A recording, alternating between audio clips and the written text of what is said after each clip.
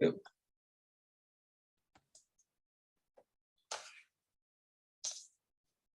Hello, everybody. My name's Howard Storm, and I'm with Corey Odo, and I'm discussing this book, My Descent into Death, which is the story of my near-death experience, published in the year 2000, available on Amazon. And we've been going over it chapter by chapter, just talking about the chapters, not reading them. There's more stuff in the chapters, and I'm talking about things that aren't in the chapters, but are relevant to those particular periods of time. Anyways, this chapter we'll be talking about today is Clarence and Lisa. Those are the real first names of two people I met in the hospital when I was recovering. And I learned a lot from them. And that's what I want to share with you, what I learned from these two people.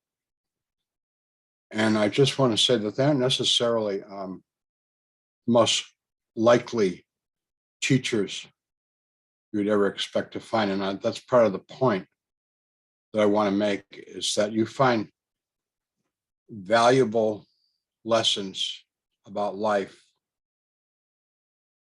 from some pretty unlikely sources sometimes.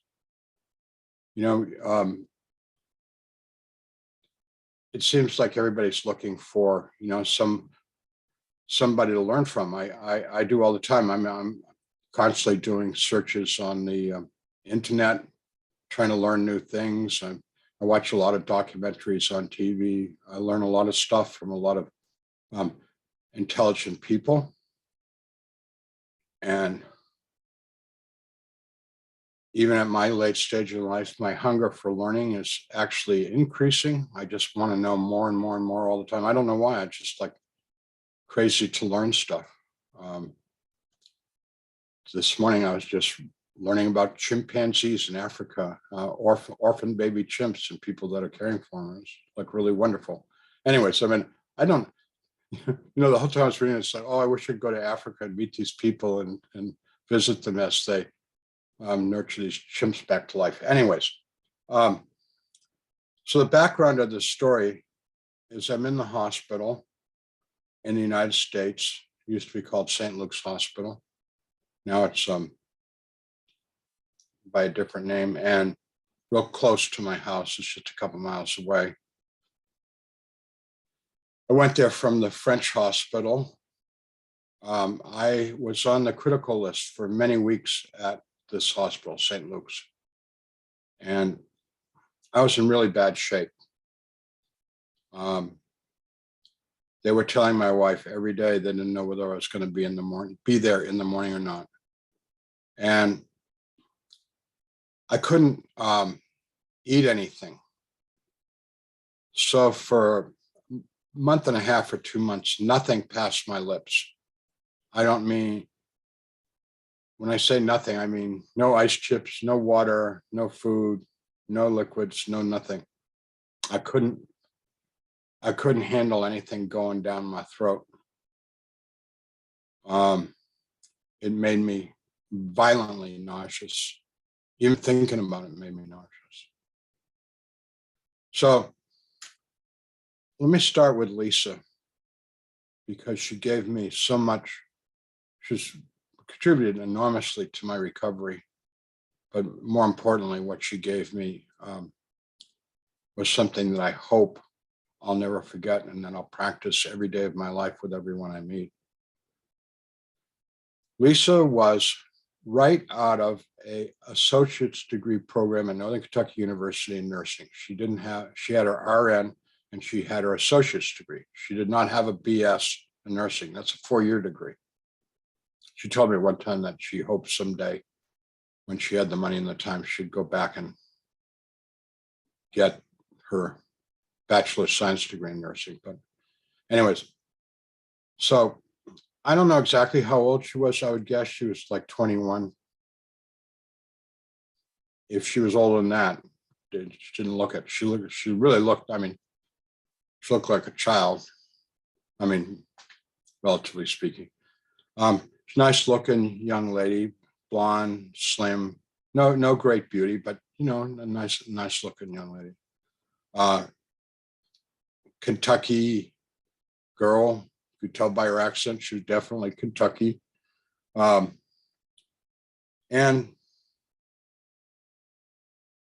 in no obvious way, a remarkable person. Now, because she was brand new to the hospital, this was her first job working at St. Luke's Hospital.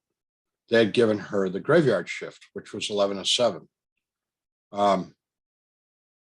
And she was the only nurse on duty on that whole floor. During the day, they'd have like 2 or 3 or 4 nurses, but at night they had one nurse because theoretically everybody's sleeping, which doesn't happen. I mean, that's not happening at all. But anyways, so she was really busy. I just want to tell you, I really liked her because she was patient and kind to me, and she listened to me. And that's the whole point that I'm trying to get here, is that she listened.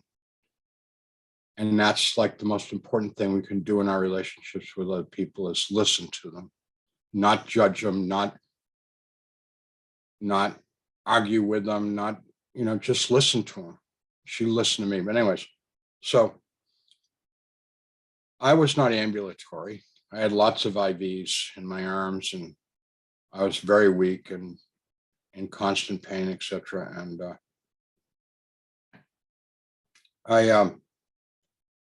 because I wasn't taking any liquids, I did not have a catheter at this time because I wasn't urinating.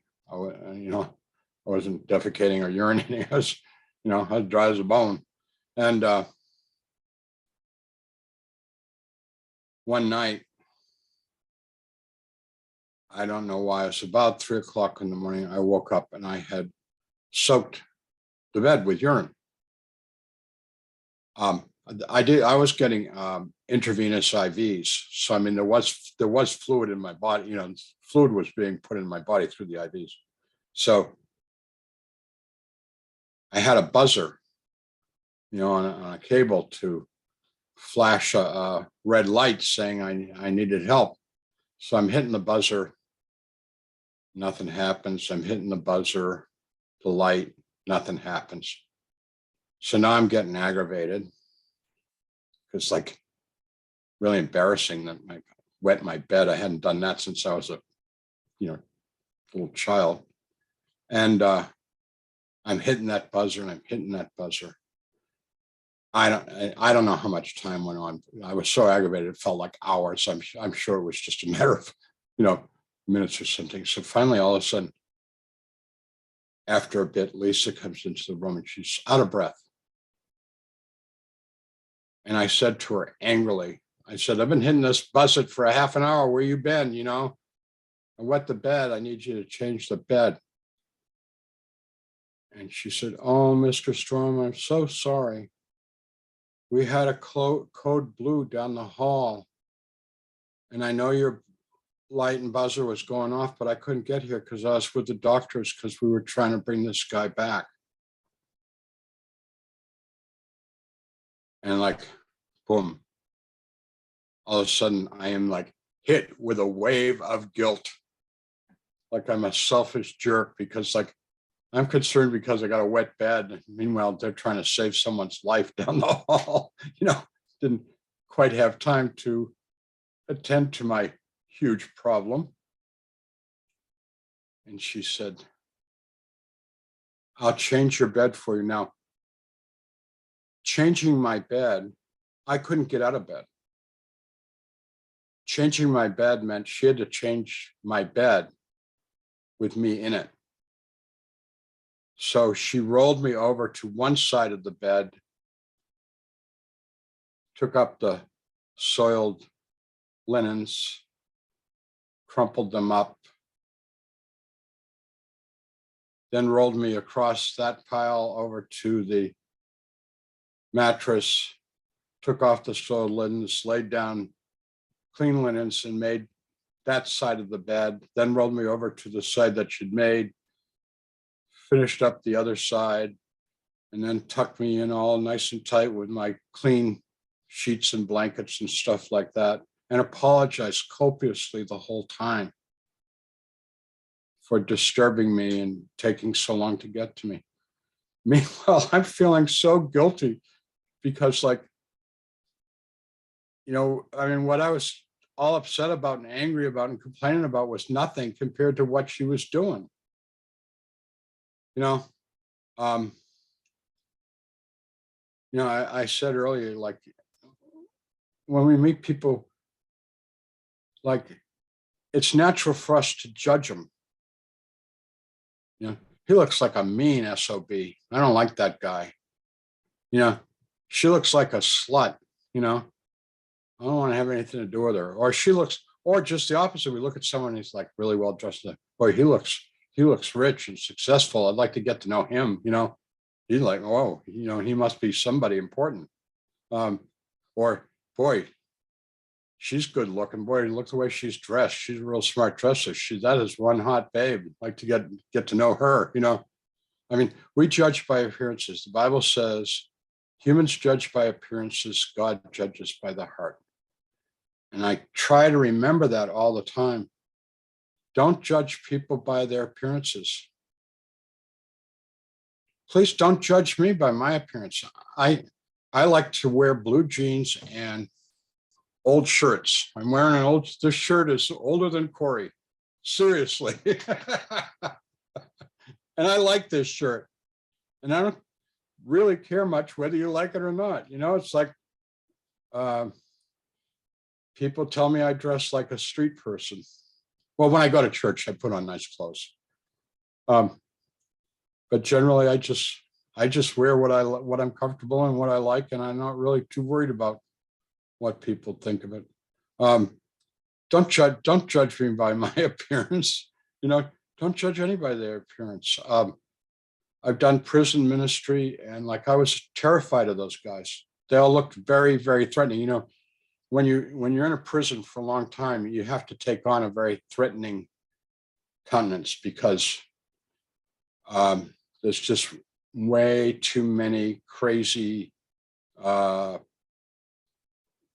attackers in there, and like you just got to be on the defensive. Like, oh, that's what the prisoners told me. You just got to be ready for an attack out of the clear blue sky. I mean, so you can be just stand in line, someone stick a shiv in you for no reason, someone try and pick a fight with you for no reason.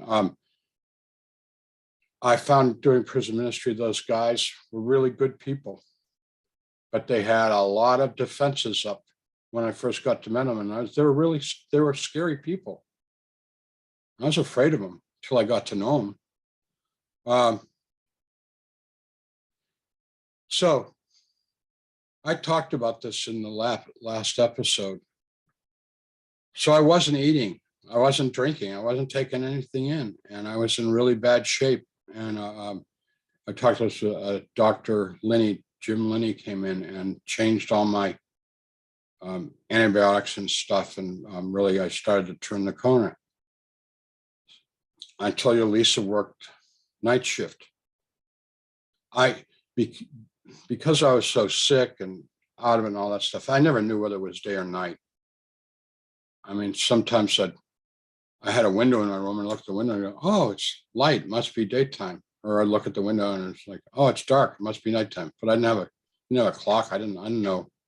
I mean, I'd sleep for a couple hours, then be awake for a few hours and sleep for a couple hours. So that was my life for months. And anyways, so Lisa would come in when she had time and she'd talk to me and she'd listen to me.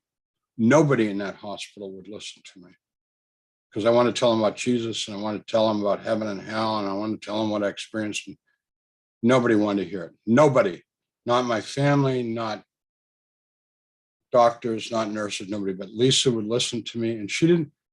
You know what she did? She didn't comment on it. She could go like, "Oh, that's incredible," or "That's great," or "I really believe you," or "That didn't happen." You must be crazy. You need a psychiatrist. She never said any of those things, which I heard plenty from other people. She just listened to me and let me know that she understood what I was saying. She was sympathetic without necessarily agreeing or disagreeing one way or the other. She was a great listener when she had time. Sometimes she was really busy and I didn't see much of her. Other times she'd spend real time with me. And it was like there was somebody in the hospital that cared about me and took me seriously. Lisa, one person in the whole world. And that made a huge difference to me. And I told you last time, I'll just summarize it real quickly. She came in one time and told me she was going to make me a milkshake. I wasn't eating it. I told her not to make me a milkshake. The idea made me sick. She said, I'm going down to cancer and I'm going to make you a protein milkshake. And she brought it in. And she stood there. We had a straw and she stood there and she said, you're going to drink the whole thing now. Start drinking. And I started sipping it and it tasted wonderful. Oh, I neglected to tell you the most important thing. Because I always talk to her about the importance of love. Love is like the most important thing in the world. She said to me, quote, Lisa, I made this with love.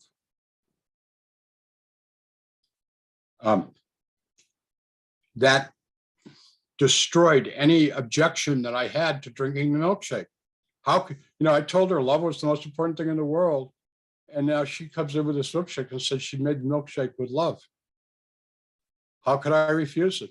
So I started sipping on it, little tiny sips at a time. She said, she said this several times, I'm standing here until you drink the whole thing. And she did. I don't know how long it took me. It took me a long time to drink. It was a big milkshake. And she stood there the whole time while I sipped it down. And if I started slowing down, she'd go, have another sip. Just like with a baby, have another sip, have another sip, And I'd look at her and, okay, take another sip. And I finished off the milkshake. From that day on, I got my appetite back and I started eating. If you don't eat, you're going to die.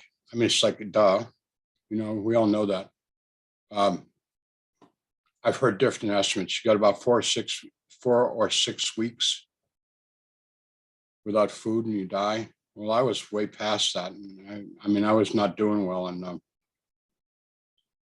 Lisa, this freshly minted RN with an associate's degree, she was going to make me eat. And she knew the right thing to say. And she said, only person that's ever said something like that to me, I made this out of love, or I did this out of love, or I'm doing this for my love of you, or whatever. Nobody's ever said that to me except Lisa that one time. She knew how to get through to me because she'd built a relationship with me. I trusted her and she knew what was best for me. I'm sure if she'd gone to a doctor and said, oh, Mr. Storm down in room 326, he hasn't been eating. I'm going to go make him a huge milkshake with protein and raw egg and stuff and make him drink it. The doctor would have said, like, no. The doctor would have said, what, are you out of your mind? No, you can't do that. Don't do that. She didn't ask anybody. She just did it. I think it was a total God thing that she knew that was what she needed to do and that she was going to get it down me, and she did. And it really helped me turn a whole corner. It wasn't but a few weeks when I was released from the hospital. Not better, but enough to go home. So that's my story. But I don't know what happened to Lisa. I went back to the hospital a year or two later and went up to the floor and asked the nurse on duty, do you remember a night nurse by the name of Lisa, right out of the nursing program at Northern Kentucky University? And she said, yeah, I remember. And I said, is she still here? She said, oh, no, she's moved to another hospital. I said, do you know where she's gone? And they said, no, we don't know where she is. So I didn't even know her last name. I never saw her again. I'll see her in heaven, get to thank her some more. Now I want to talk about Clarence, because this one is kind of a pretty far-fetched story, but I'm telling you the flat out truth. Across the hall from me, there was a screamer. So it's like, I said, like I'd sleep for a couple hours and be awake for a couple hours, sleep for a couple hours. Like, it was like exhausted all the time. I just wanted to sleep all the time. And sometimes I could, and a lot of times I couldn't.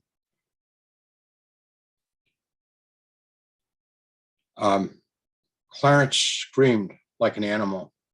I want to imitate it. You all know what screaming is. And I mean, as loud as he could.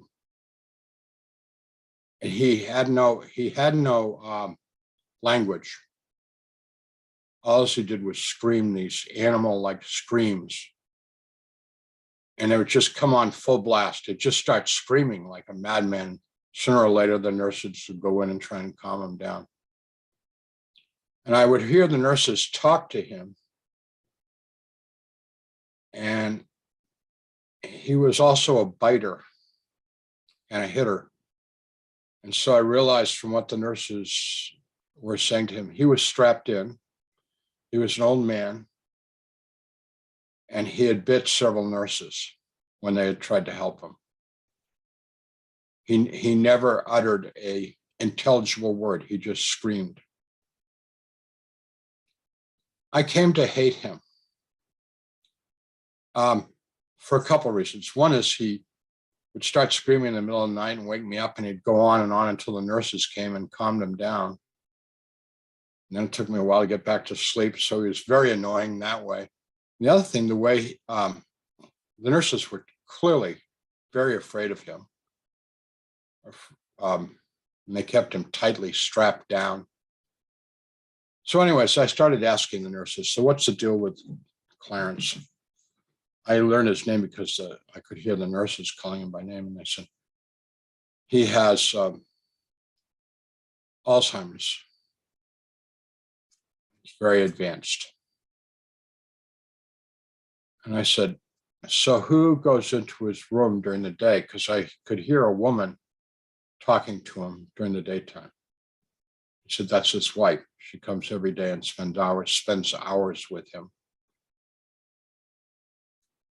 And I said, well, she seems nice.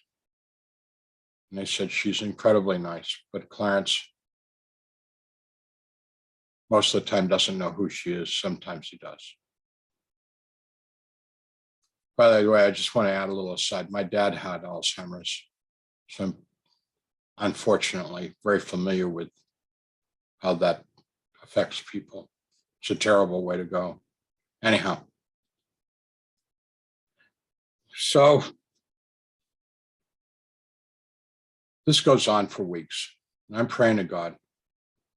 Why do you let Clarence, why'd you give him that disease? Why'd you allow him to have that disease? Why is he alive? Why do you keep him alive? You know, why does he mistreat the nurses? Why is he so often mean to his wife when she's apparently like so kind and loving and caring for him? Why? I'm asking all these questions. And that's what I'm praying. And God said to me in my prayers, listen to Clarence. I'm like, okay, whatever. You know, all he does is scream. I've never seen him. I've never met him. He's across the hall in another room. And so one night I'm listening to Clarence screaming. And this is what I heard. And I believe it's really, truly what Clarence was saying to anybody that might be listening. And what he was saying was, I'm buried in this body that doesn't work. My mind doesn't work. My body doesn't work. And nobody knows that I'm still here, that I'm still me, but I'm buried way down deep in this prison that I can't get out of. Help me, help me, help me. And I started crying. So I said to Clarence, Clarence, I'm across the hall and I can hear you. and I can't help you, but I just want you to know that I know that you're Clarence, and that you're real, and that you're still alive, and that you're still here, locked inside that body that has betrayed you in every way. And he quieted right down. So when he would, later on, in subsequent days, when he would start screaming, I would talk to him. I mean, I'm not audibly across the hall or anything. I mean, just I would sit there quietly, talk to Clarence, and he would stop screaming. And all I did was try to acknowledge that I know you're there. I know you're suffering terribly. I know you want to get out of that prison and you can't. And I would tell him about his wife and that the nurses are trying to help you, be good to them. You know, don't hurt the nurses. You know, look at your wife. You know, let her know that you know she's there and stuff like that. This may sound crazy. I'm telling you, it was real. I mean, it really was real that I connect with them. I'll tell you one more Alzheimer's story. I had this isn't in the book. I had a lovely couple at my church in Cincinnati, and they were in the choir. They were probably in their late 40s, early 50s. They're just the nicest people you ever wanted to meet. They're just sweet and adorable, or just ordinary people, middle-class people. And she got what's called early onset Alzheimer's, which is really, really a cruel thing. And it progresses very rapidly. So anyways, family couldn't handle her needs anymore. So they put her in a center in Cincinnati for Alzheimer's patients. This whole place is just Alzheimer's people. So I would go and visit her there. And she deteriorated very quickly. Within weeks and months, she was just disappearing mentally. And last time I saw her before she died, I went to visit her and I got zero response from her. She's sitting in a chair in her room and she didn't acknowledge me coming into the room. I tried to talk to her. She just was looking at the floor. I mean, nothing, absolutely nothing from her at all. No response. We've been good friends, you know. And I prayed, nothing happened. And I'm saying, God, you know, how can I connect with her? And the message I got from God was, she loved music. Sing to her. So I like to sing, but I don't consider myself, you know, much of a singer. I mean, I like to sing for my own enjoyment, but you know, no big thing. So anyways, okay, I'll try it. So the only thing I could think of at the time were hymns. So I started singing hymns like, you know, Softly and Tenderly, Jesus Calling, and Amazing Grace, and, you know, just anything that came to mind. I'd sing what I could remember of them. She looked up and she couldn't, but she was trying to sing along with me. We totally connected. And so that encouraged me to sing more and more. So I kept, and then I couldn't remember anymore. So I'd just go back and repeat the stuff that I'd sung, and I'd sing some more, and I'd sing some more. And she was like smiling and moving her lips. Not much coming out, but moving her lips, trying to sing along. And I was filled with joy and felt like I'd had a really successful visit with her. And it wasn't shortly too long after that I found out she died. And I was like, boy, am I glad I had that good visit with her before she died. Anyways, so the point that I'm trying to make here is that we need to be empathetic. I said earlier that it's about listening. Well, empathy means listening carefully to another person and acknowledging what they're telling you without judgment. I mean, like when you visit someone in the hospital and you do empathetic listening, they tell you about all their miseries and pains, and what you do is you acknowledge it. You say, boy, I understand, that leg really hurts. I know that the doctors and nurses are trying to, help you deal with that pain, but sometimes it just isn't very effective, the stuff that they're giving you. But, I hope that you'll keep telling them what's wrong so that they can keep trying to help you deal with it, because I know it's really, really hard for you to lie here all day long with that kind of pain. And you're like, I mean, that's empathetic. Empathetic listening is hearing what a person is saying and acknowledging that you heard what they said. It's not sympathy. Okay, there's sympathy and empathy are two different words, and they mean two different things. Empathy means you acknowledge their feelings, their thoughts. You listen to them, listen carefully, and then acknowledge what you heard them say. And if they correct you, if you didn't hear them right, acknowledge that you heard the correction and, say, oh, well, I misunderstood, what we're really talking about is da, da, da, in ministry, which I did for 30 years, I pastored for 30 years. I spent most of my time listening to people.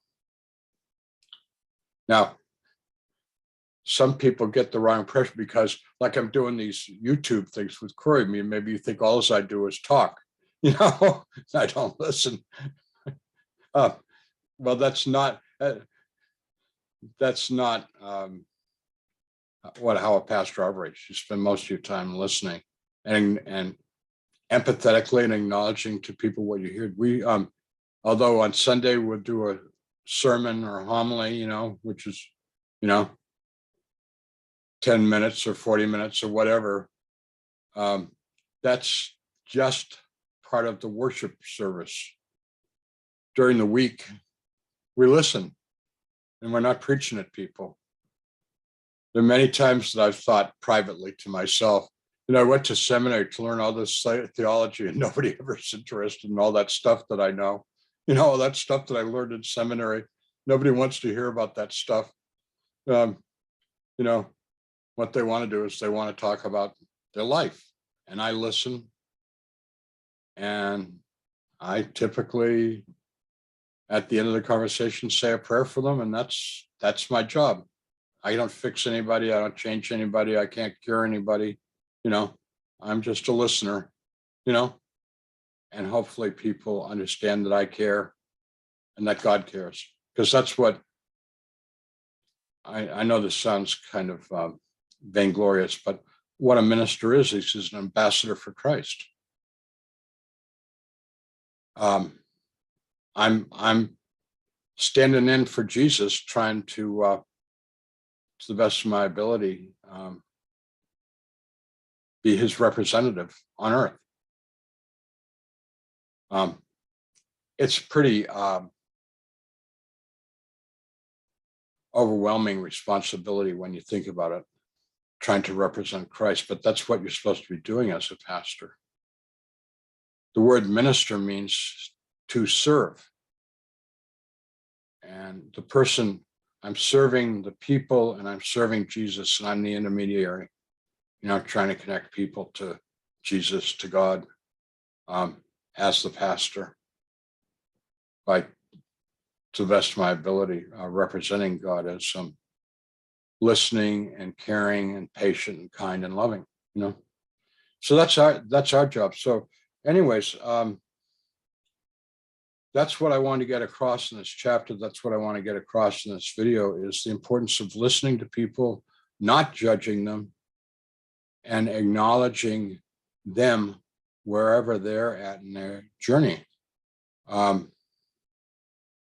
I've dealt with lots of happy people. I've dealt with lots of sad people. I've dealt with people that are suicidal. I've dealt with people that are clearly certifiably nuts. I'm not a psychologist, but I mean, they're like, I mean, they just say a lot of crazy stuff, and I'm like, oh yeah, I don't know what to do with all this stuff because it's like doesn't make any sense. It's just like they're just rambling all this stuff at me, but I try and be patient and kind and listen to them, and if I can make any sense out of what they're saying, I acknowledge it. If we listen to people, I believe it's healing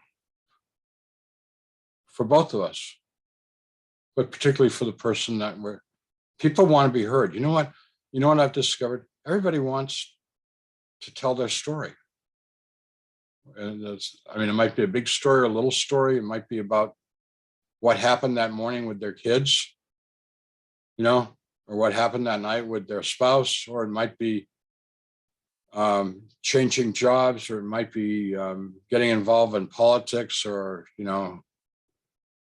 what we're going to do about big, huge world situations. But everybody wants to tell their story about what they're concerned about, what they're thinking about, and people like to be heard.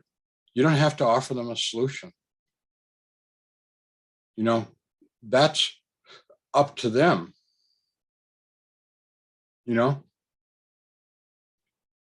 what? When you give people unsolicited advice, they typically don't want it, and they resent it.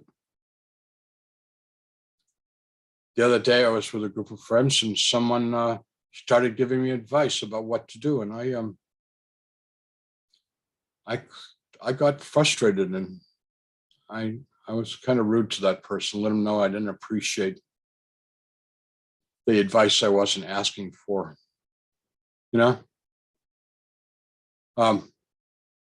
We think that we can fix people. You can't fix anybody. You can help people if they want your help.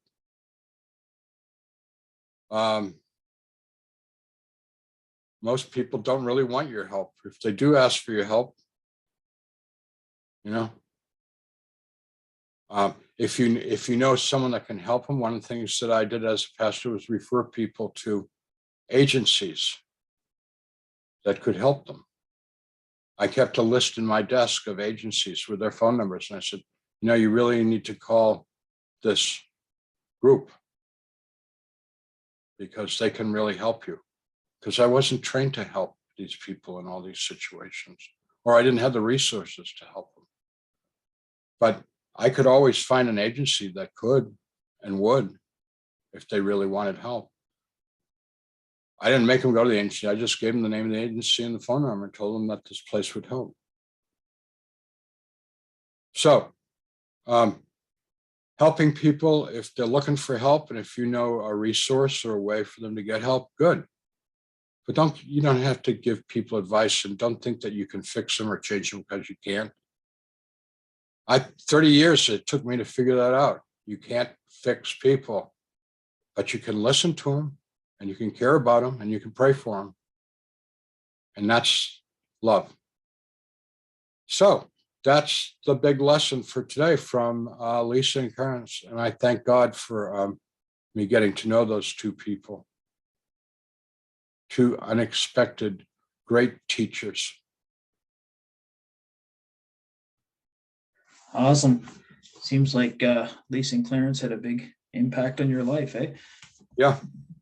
Cool. I had a nurse like that myself when I was in the hospital. She was actually my first cousin, but she was the story of Lisa reminded me of her quite a bit. Like, I was hit by a car when I was 10, and I was pretty crippled up for a few months, but she was pretty much, with the story you gave me, it was pretty much the same idea. I was still able to eat and stuff, but she was always there every day looking after me, doing extra, probably because I was her first cousin. But outside of that, she was a good nurse too. So I can relate to that story. And it's pretty cool. But it's good advice you give. A lot of the stuff you say, as far as like unsolicited advice, I find I'm kind of bad for doing that to people, but I've been humbled a few times by several people. So I backed off a bit. But anyways, the next chapter you got is Sent Back. That sounds like it's going to be a good one. So I really appreciate you doing these videos. I don't really have anything to say. I mean, there's lots of questions, but I'm assuming you probably want to do another Q&A at some point, just because you know it's going to take at least an hour to do something like that. Okay, well, Yeah. let's wait to do the next chapter and then we'll do a Q&A after that. Yeah. Okay. All right. Well, I'll send you a message when I'm free, and whenever you're free, we can do it again. Great. Thanks, All Corey. right. I appreciate you doing it, Howard. Yeah, don't fall on the ice anymore. You know spring chicken, you can't take too many of those. Oh man, I'm telling you, my body's telling me that lately. So I'll try to be careful. Okay. All right. Have a good day. Okay, God bless. God bless Bye-bye. you. Bye-bye.